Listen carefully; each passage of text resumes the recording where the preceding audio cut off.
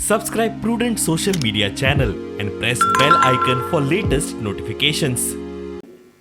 साथियों, हमारे देश में आज भी हाई कोर्ट्स और सुप्रीम कोर्ट की सारी कार्यवाही इंग्लिश में होती है और मुझे अच्छा लगा सीजेआई ने स्वयं ने इस विषय को स्पर्श किया। तो कल अखबारों को पॉजिटिव खबर का अवसर तो मिलेगा अगर उठा ले तो।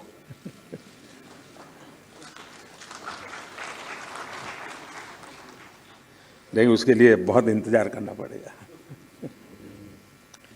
साथियों, एक बड़ी आबादी को न्यायिक प्रक्रिया से लेकर